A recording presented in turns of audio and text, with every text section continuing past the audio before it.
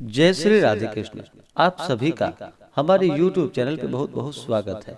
आइए जानते हैं पौष मास शुक्ल पक्ष वर्ष 2023 में पड़ने वाली पौष पुत्रदा एकादशी व्रत के जानेंगे शुभ मुहूर्त के बारे में, पारण समय के बारे में, व्रत के महत्व के बारे में, नियमों के बारे में, इस दिन क्या करना चाहिए, नहीं करना चाहिए, और जानेंगे व्रत के पूजन विधि के बारे में।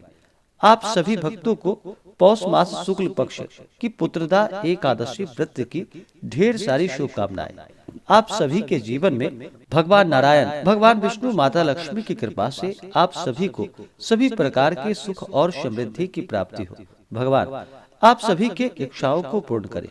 पौष माह के शुक्ल पक्ष में पड़ने वाली एकादशी का बड़ा ही विशेष महत्व माना गया है। पुत्रदा एकादशी का व्रत जो कि वर्ष में 2 बार मनाया जाता है। एक तो श्रावण माह के शुक्ल पक्ष में पड़ने वाली एकादशी को उसे भी पुत्रदा एकादशी के नाम से जाना जाता है और पवित्रा एकादशी के नाम से जाना जाता है। और फिर पौष माह के शुक्ल पक्ष में पड़ने वाली एकादशी को भी पुत्रदा एकादशी के नाम से जाना जाता है। एकादशी का व्रत जो कि हर माह के कृष्ण पक्ष और शुक्ल पक्ष की एकादशी तिथि के दिन एकादशी का व्रत किया जाता है। हर एकादशी व्रत का अपना अपना विशेष महत्व होता है। एक वर्ष में 24 एकादशी का व्रत होता है। वहीं पे अगर अधिक मास हो तो 2 बढ़कर 26 एकादशी का व्रत होता है। इसे एकादशी या 11 व्रत के नाम से जाना जाता है। हर व्रत का अपना अपना विशेष महत्व माना गया है। इसी प्रकार से पौष माह के शुक्ल पक्ष में पड़ने वाली पौष पुत्रदा एकादशी व्रत का अपना विशेष महत्व है। जो भी जातक सच्ची श्रद्धा के साथ, नियम और निष्ठा के साथ पौष पुत्रदा एकादशी का व्रत करते हैं, इस दिन जो कि भगवान विष्णु, माता लक्ष्मी और भगवान विष्णु के नारायण स्वरूप का पूजन करते हैं, उनके सभी प्रकार के पाप और ताप नष्ट हो जाते हैं। और इस व्रत के प्रभाव से जो कि संतान लाभ की प्राप्ति होती है, इसके प्रसाद से मनुष्य पुत्रवान, विद्वान, कीर्तिमान, लक्ष्मीवान और यशस्वी होता है। यह व्रत सभी प्रकार के पापों को नष्ट करने वाली है तथा जब व्यक्ति के पाप और ताप नष्ट हो जाते हैं तब उन्हें सांसारिक सुखों की प्राप्ति हो पाती है। किसी भी प्रकार के व्रत में अगर उस व्रत को धारण करते हैं तो पूर्ण निष्ठा, भक्ति भाव के साथ ही व्रत को धारण करने पर तभी जाकर के उस व्रत के पुण्य फलों की प्राप्ति हो पाती है। जो भी एकादशी का व्रत करते हैं उन्हें एकादशी व्रत के दौरान जो कि पूर्ण निष्ठा और नियम का पालन करना चाहिए। इस दिन विशेष प्रकार से भगवान विष्णु के नारायण स्वरूप का पूजन करना चाहिए। जो भी जातक एकादशी का व्रत करते हैं उन्हें एकादशी व्रत के लिए जो कि 10वीं के दिन से ही व्रत के नियमों का पालन करना चाहिए। 10वीं तिथि के दिन जो कि शुद्ध और सात्विक आहार ग्रहण करनी चाहिए और इस दिन जो कि सूर्यास्त होने से पहले ही भोजन ग्रहण करना चाहिए। उसके बाद अपने दांतों को अच्छे तरह से साफ कर लेनी चाहिए। दांतों में कोई भी अन्न का रेशा ना होने पाए, इस बात का ध्यान रखें। और रात्रि में ब्रह्मचर्य का पालन करते हुए भगवान नाम का स्मरण करते हुए सोना चाहिए। एकादशी तिथि के दिन सुबह ब्रह्म मुहूर्त में उठ करके नित्य क्रियाओं से निवृत्त होकर के गंगा नदी में, सरोवर आदि में स्नान करनी चाहिए। अगर गंगा नदी में स्नान ना कर पाए तो घर के नहाने के पानी में ही थोड़ा सा गंगा जल मिला करके स्नान करना चाहिए। शुद्ध वस्त्र धारण करना चाहिए और सबसे पहले भगवान सूर्य देव को अर्घ्य प्रदान करना चाहिए। फिर व्रत का संकल्प लेना चाहिए। भगवान श्री हरि विष्णु से प्रार्थना करनी चाहिए कि हे भगवान, आज मैं पौष मास की पुत्रदा एकादशी का व्रत करने जा रहा हूँ या करने जा रही हूँ। यह व्रत मेरा सफलता पूर्वक पूर्ण हो। आप हमें आशीर्वाद प्रदान करें। हमारे सभी प्रकार के दैविक, दैहिक, भौतिक पाप नष्ट हो और हमारे मनोरथ सिद्ध हो। आपके मन में जो भी इच्छा हो, जो भी कामना हो, वह प्रभु से कहें। और इस दिन जो कि दिन रात्रि उपवास रहते हुए व्रत को धारण करना चाहिए। जो उपवास नहीं रह पाते हैं, जिनका स्वास्थ्य सही ना हो, वो एक समय फलाहार का सेवन करें। और इस दिन भगवान का पूरे विधि विधान के साथ एकादशी तिथि के दिन सुबह और शाम के वक्त पूजन करना चाहिए, कथा श्रवण करनी चाहिए, भगवान की आरती करनी चाहिए भगवान नाम का स्मरण, भजन कीर्तन आदि का कार्य करना चाहिए और रात्रि में जो कि जागरण करते हुए समय को व्यतीत करना चाहिए। एकादशी व्रत में रात्रि जागरण करने से अनंत गुना पुण्य फलों की प्राप्ति होती है। तो रात्रि में जागरण आदि का कार्य करते हुए और द्वादशी तिथि के दिन सुबह उठ करके स्नान करके शुद्ध वस्त्र धारण करके भगवान का पूजन कर ले, उनकी आरती कर ले। उसके बाद फिर ब्राह्मणों को भोजन करवाए, ब्राह्मणों को दान और दक्षिणा दे, गरीबों को भोजन करवाए और फिर समय के अनुसार व्रत का पालन करे। इस प्रकार से सच्ची श्रद्धा के साथ और विश्वास के साथ भगवान का पूजन करना चाहिए। व्रत के लिए मन में बिल्कुल भी अश्रद्धा नहीं होनी चाहिए।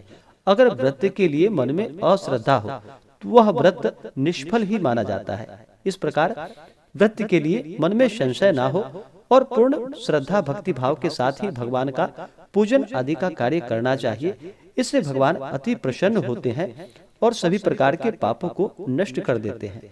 जब व्यक्ति के पाप और ताप नष्ट होते हैं तभी उनके पुण्यों का उदय हो पाता है। उसके बाद ही सभी प्रकार के सांसारिक सुखों की प्राप्ति हो पाती है। तो अब आइए जानते हैं पौष मास शुक्ल पक्ष वर्ष 2023 जो कि 2023 की पहली एकादशी है।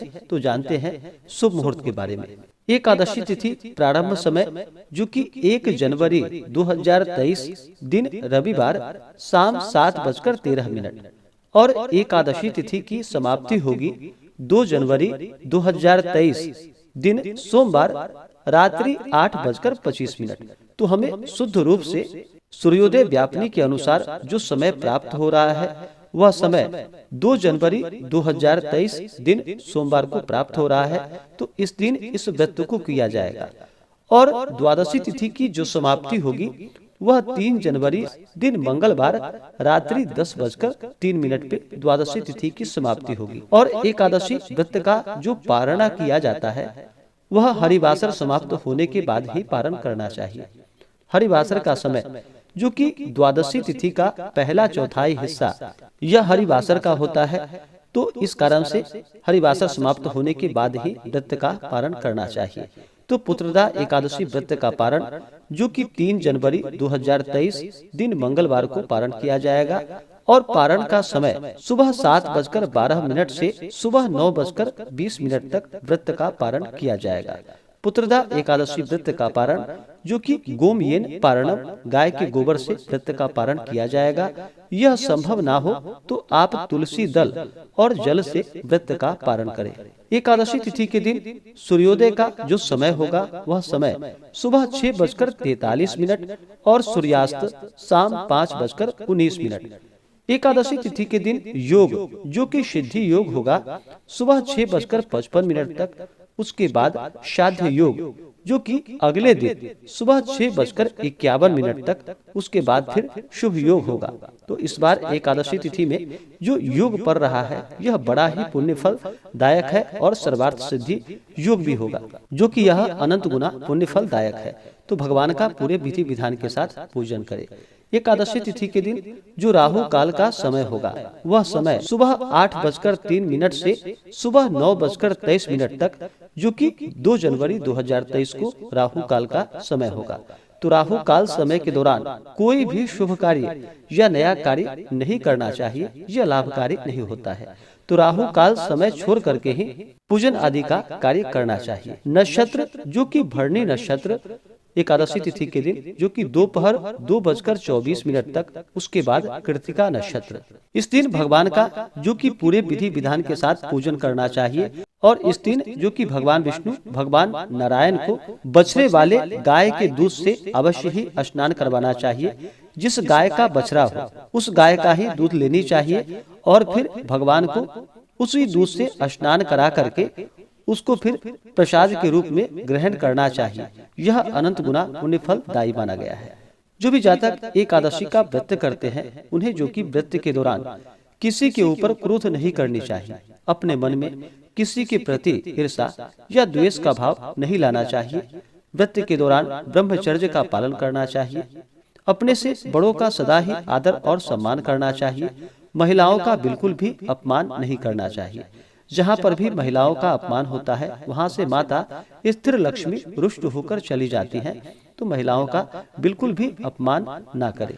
व्रत के दौरान चोर, पाखंडी आदि व्यक्तियों से दूर रहनी चाहिए। अगर उनके दर्शन भी हो जाए तो भगवान सूर्य देव का दर्शन करके उनसे क्षमा याचना मांगनी चाहिए और भगवान से प्रार्थना करनी चाहिए।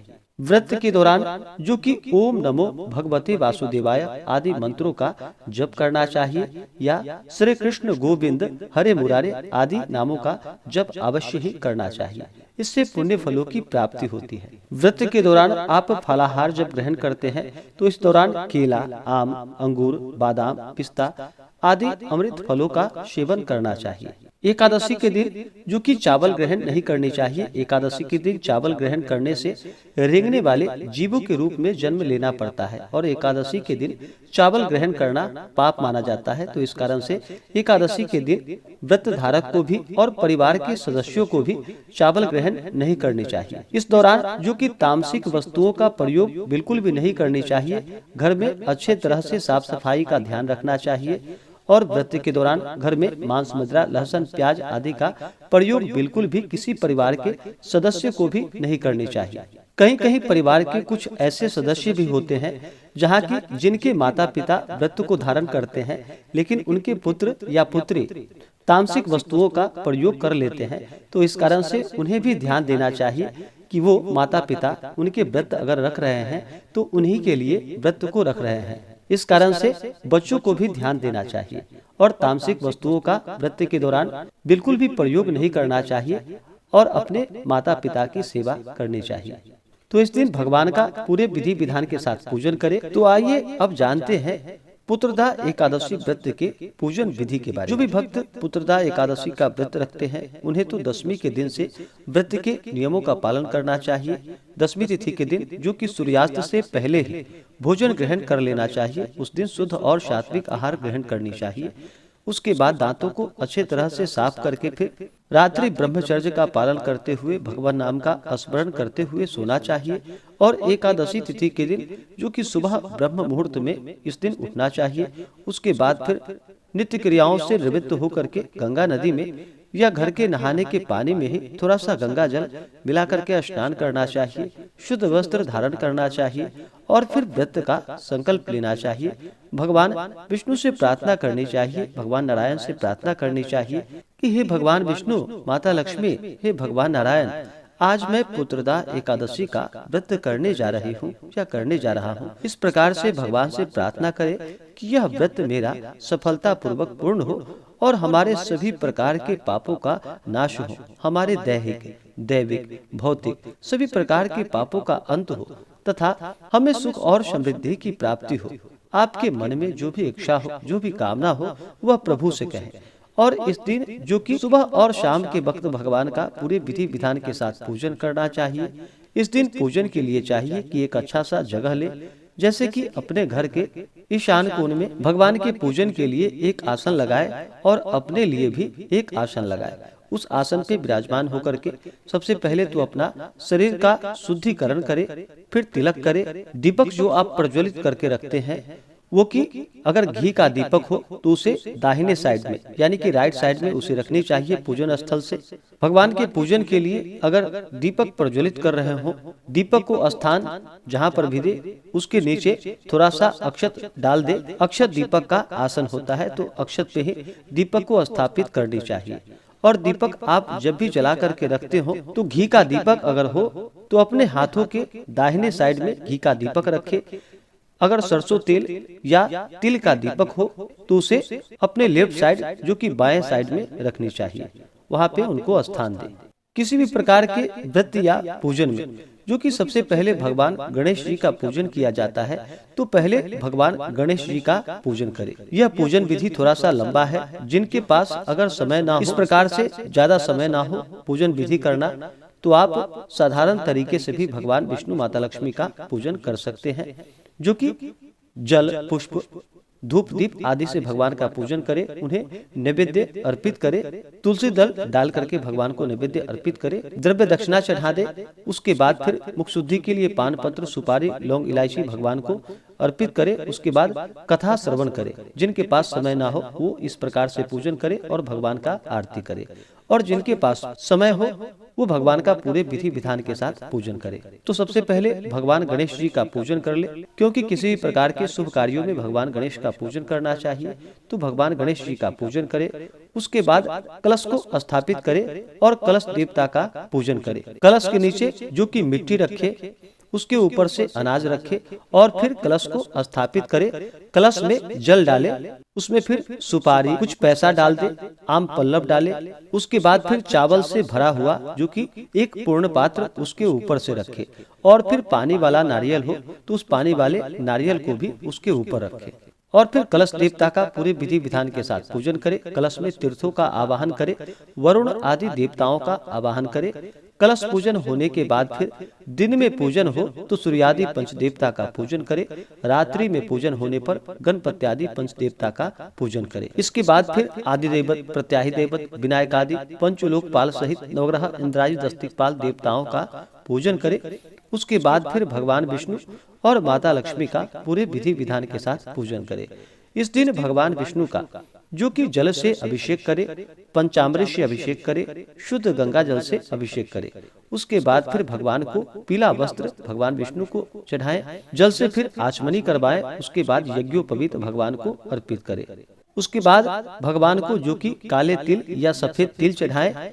तुलसी पत्र भगवान विष्णु को अति प्रिय है तो तुलसी दल भगवान विष्णु को चढ़ाए। इसके बाद फिर पुष्पों की माला भगवान विष्णु को अर्पित करे।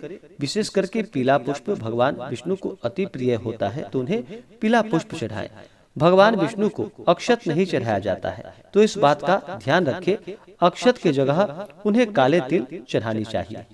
काले तिल ना हो तो आप सफेद तिल भी भगवान विष्णु को अर्पित करें। उसके बाद फिर धूप और दीप दिखाएं, अनेक प्रकार का नैवेद्य फिर अर्पित करे। नैवेद्य में जैसे कि ऋतुफल, जितने भी प्रकार के हो सके ऋतुफल भगवान को अर्पित करे, या दूध से बने हुए मिठाई आदि जो भी मिष्ठान हो वो भगवान को अर्पित करे। अगर बाजार से आप कुछ मिठाई लेकर के आते हो तो उस पे गंगा जल छिड़क करके उसे फिर प्रसाद के रूप में भगवान को अर्पित करे और नैवेद्य का भोग लगाते वक्त भी उसमें तुलसी दल अवश्य डालनी चाहिए। उसके बाद भगवान को भोग लगानी चाहिए। नैवेद्य का भोग लगाने के बाद फिर जल से आचमनी करवाएं, क्योंकि किसी को अगर आप भोजन देते हो तो भोजन के बाद जल भी अवश्य ही देनी चाहिए। तो भगवान को नैवेद्य का भोग लगाते वक्त फिर उसके बाद जल से आचमनी करवाएं। उसके बाद फिर द्रव्य और दक्षिणा चढ़ाएं, फिर पुंगी फल तांबूल अर्पित करें, यानी कि पान पत्र, सुपारी, लौंग, इलायची मुख शुद्धि के लिए भगवान को अर्पित करें। इसी प्रकार से माता लक्ष्मी का पूजन करें। माता लक्ष्मी का जल से अभिषेक करें, पंचामृत से अभिषेक करें, शुद्ध गंगा जल से अभिषेक करें। माता लक्ष्मी को फिर लाल वस्त्र चढ़ाएं, श्रृंगार की वस्तुएं चढ़ाएं, फिर अक्षत, चंदन, पुष्पों की माला अर्पित करें। स्त्रियां माता लक्ष्मी को सिंदूर चढ़ाएं और पुरुष माता लक्ष्मी को जो कि चंदन अर्पित करे, रोली अर्पित करे। फिर धूप और दीप दिखाएं, अनेक प्रकार का नैवेद्य अपने श्रद्धा भक्ति भाव के साथ अर्पित करे। जल से आचमनी करवाएं, द्रव्य दक्षिणा चढ़ाएं, मुख शुद्धि के लिए पान पत्र, सुपारी, लौंग, इलायची के साथ में अर्पित करे। इसी प्रकार से भगवान का पूरे विधि विधान के साथ पूजन करना चाहिए। पुत्रदा एकादशी के व्रत में जो कि भगवान विष्णु के नारायण स्वरूप का पूजन किया जाता है, बहुत से भक्त के कमेंट भी आते हैं जो कि कहते हैं कि क्या हम इस दिन भगवान श्री कृष्ण का पूजन कर सकते हैं। तो इसमें कोई दिक्कत नहीं है। भगवान श्री कृष्ण, भगवान विष्णु, भगवान नारायण जो कि सभी एक ही रूप हैं, उनके नाम अलग हैं, तो कोई दिक्कत नहीं है। आप भगवान श्री कृष्ण का भी इस दिन पूरे विधि विधान के साथ पूजन करना चाहिए। वैसे कथा में भी जो कि भगवान श्री कृष्ण इस कथा के महत्व के बारे में जो कि युधिष्ठिर को बताते हैं, तो इस कारण से भी भगवान श्री कृष्ण का भी पूजन करना चाहिए। जहाँ तक हो सके आप इस दिन विशेष प्रकार से पूजन कर सकते हैं। इस दिन अपने इष्ट देवता का पूजन करें, भगवान श्री कृष्ण का पूजन करें, भगवान शिव का पूजन करें। आप जितने भी पूजन का कार्य इस दिन अगर करते हैं तो वह पुण्य फलदायी ही होता है। तो पूजन संपन्न करने के बाद फिर पुत्रदा एकादशी व्रत का कथा श्रवण करें और फिर भगवान की आरती करें।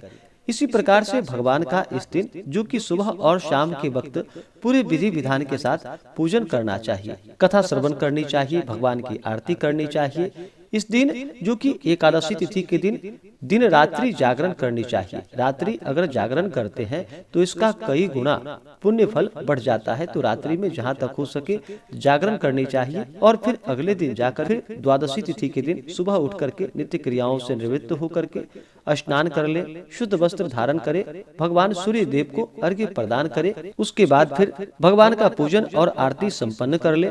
उसके बाद फिर ब्राह्मणों को भोजन करवाएं, ब्राह्मणों को दान और दक्षिणा दे, गरीबों को भोजन करवाएं और फिर समय के अनुसार व्रत का पारण करना चाहिए। इससे अनंत गुना पुण्य फलों की प्राप्ति होती है और भगवान अपने भक्तों की इच्छाओं को अवश्य ही पूर्ण करते हैं। इसी प्रकार से जो भी भक्त सच्ची श्रद्धा के साथ, नियम और निष्ठा के साथ पौष मास शुक्ल पक्ष की पुत्रदा एकादशी का व्रत करते हैं, भगवान विष्णु, माता लक्ष्मी, भगवान विष्णु के नारायण स्वरूप का पूजन करते हैं तो भगवत कृपा प्राप्त होती है। और भगवान जब कृपा प्रदान करते हैं तो व्यक्ति को सभी प्रकार के सांसारिक सुखों की प्राप्ति हो पाती है। तो आशा करता हूँ कि यह जानकारी आपको अच्छा लगा हो। ऐसे ही ज्ञानवर्धक जानकारियाँ प्राप्त करने के लिए हमारे इस चैनल पे अगर आप नए हैं तो चैनल को लाल बटन दबा करके सब्सक्राइब करें, साथ में बेल आइकन घंटी को दबाएं ताकि मेरे वीडियो का नोटिफिकेशन आपको समय से मिलता रहे। वीडियो को लाइक करें, शेयर करें, सुखी रहे और स्वस्थ रहें। जय श्री राधे कृष्ण। धन्यवाद।